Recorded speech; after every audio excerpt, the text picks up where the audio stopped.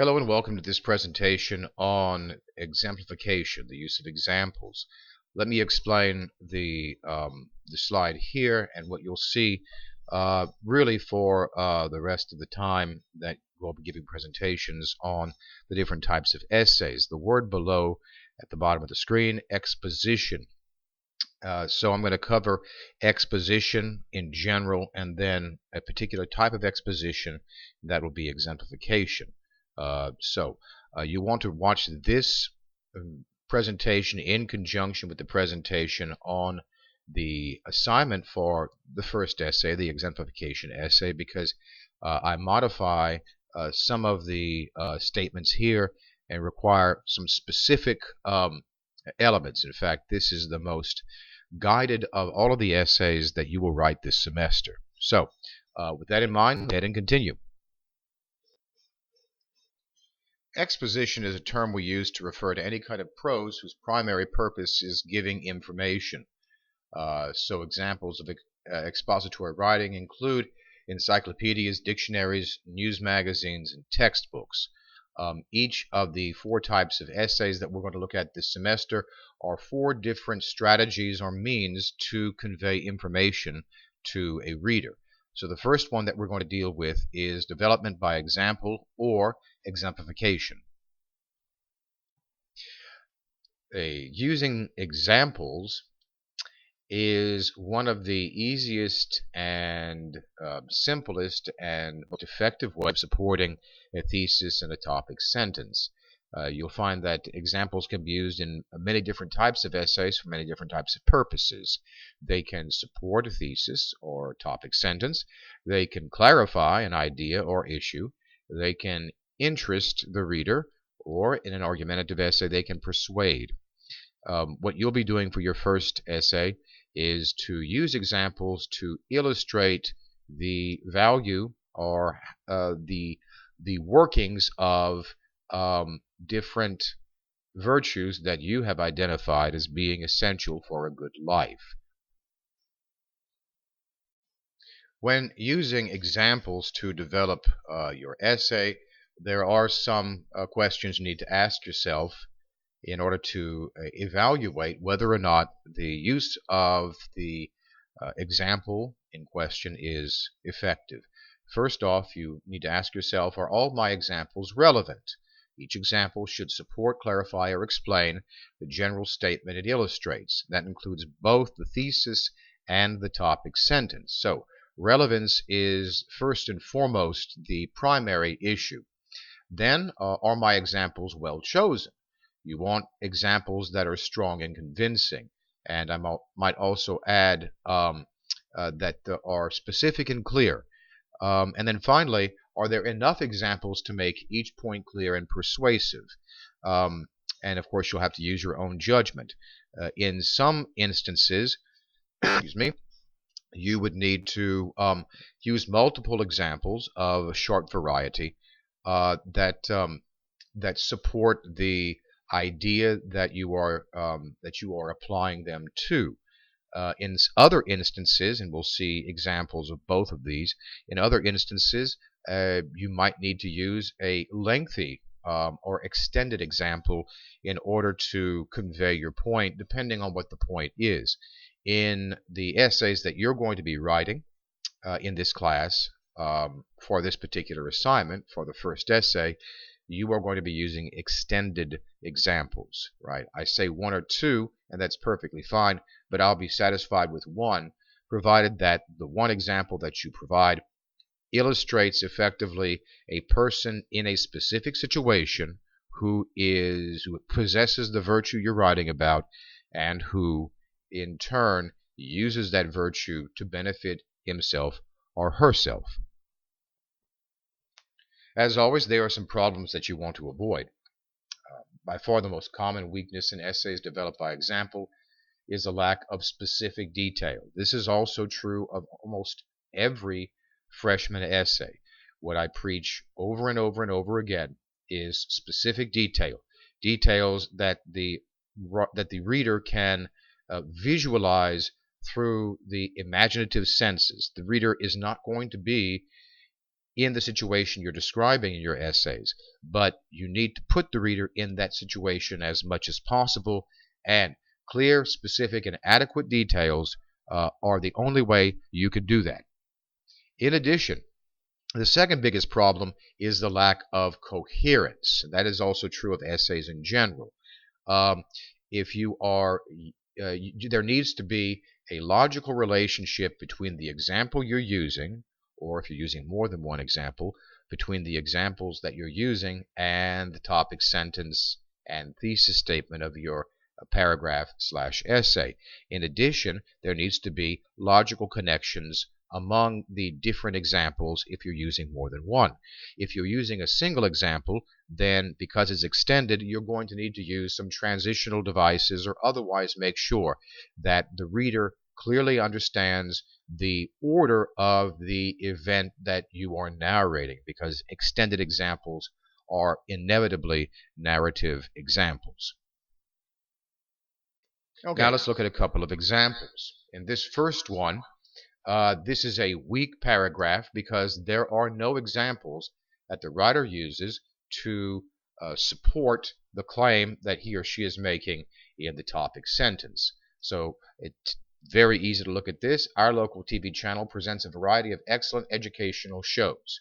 Okay, our local TV channel is the subject, presents a variety of excellent educational shows. The key here is that you need to support this. If you're going to make a claim like this, you have to provide evidence. You have to show the reader that these are excellent educational shows. In addition, the writer then says, the shows are informative on lots of different subjects for both children and adults. Okay, I'm still waiting to find out about these shows. And then the writer ends the paragraph. The information they offer makes Channel 19 well worth the public funds that support it. Well, if you're asking me to support my tax dollars going to this channel, I need to know a lot more about what this channel offers than what you said right here. After all, look at the questions it does not answer. What shows, for example?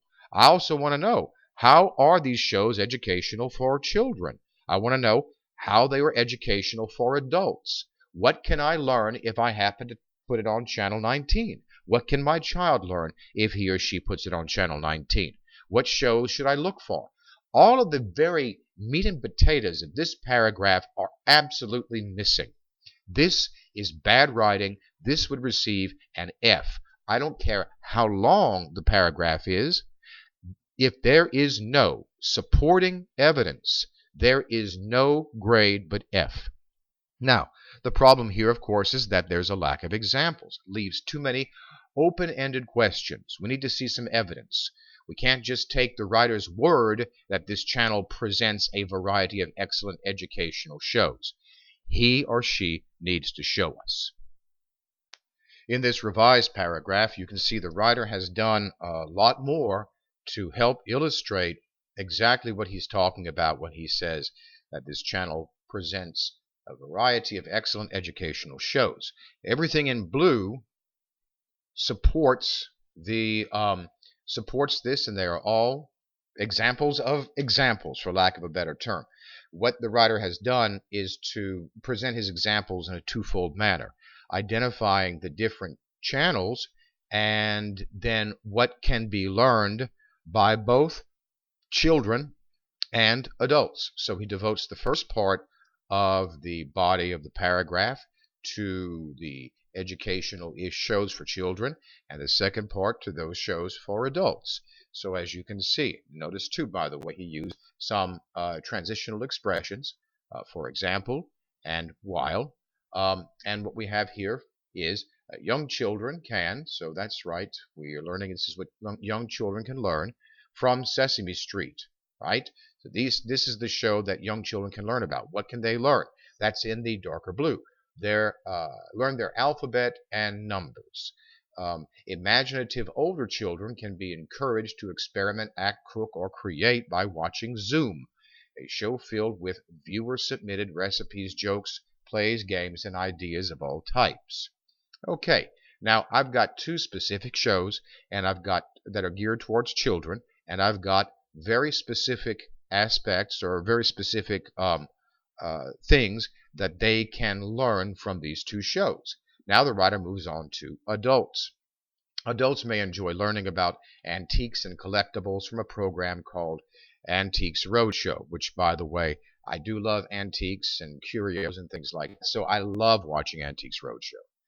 Each week, the show features the stories and appraisals of family heirlooms, garage sale treasures, and forgotten knickknacks. This is what the adults would learn in the dark blue. Those folks wishing to become handy around the home can use information on repairs from plumbing to wiring on this old house. So now we have the show and we have what adults can learn from it. While those interested in music can view a wide variety of performances from musical innovators to legends alike on the country's longest running music series, Austin City Limits. So you can learn about music, both current and classic, on Austin City Limits. And then finally, budding chefs, if you're going to cook, may profit from weekly instructions by America's hospitality expert on Martha Stewart's cooking school. All of these things support the controlling idea that this particular channel presents a variety of educational shows for both adults and children. And then we have, of course, the concluding sentence here. The information offered makes these and other educational shows on Channel 19 well worth the public funds that support it.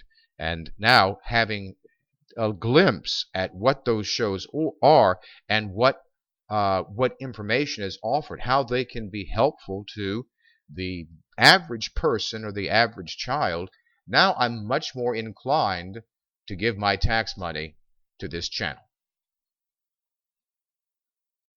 Now, what we just looked at was a paragraph that demonstrated the use of brief but effective multiple examples to support a sentence. Now, as I mentioned earlier in this presentation, sometimes, however, you're going to need to use what's called an extended example, an example that goes into more detail. So we have here a topic sentence. Wearing seatbelts, our subject, can protect people from injury even in serious accidents, the controlling idea.